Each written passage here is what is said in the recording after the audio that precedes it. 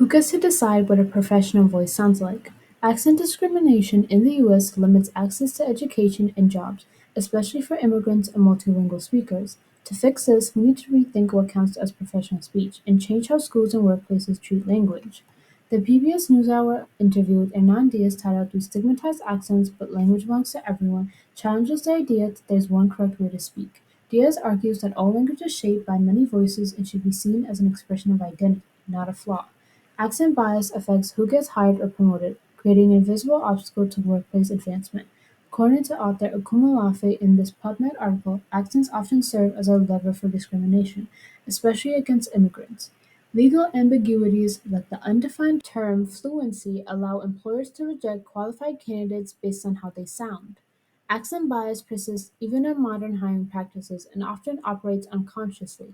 The Eisenberg article from the School of Management explains that many employers associate neutral or standard accents with intelligence and competence. This bias influences hiring, team dynamics, and leadership opportunities.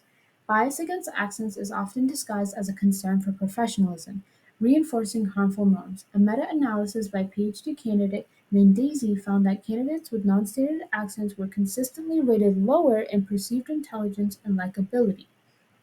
This was especially true when stereotypes intersected with race or gender. We can reduce accent bias through policy and education. The Eisenberg article recommends clear job descriptions, DEI training, and avoiding vague terms like must speak fluent English. These strategies help shift workplace culture to prioritize real communication over rigid conformity.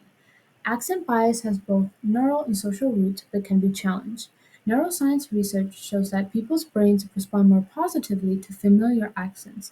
However, the Accent Bias Britain initiative found that even brief awareness training can reduce bias in hiring.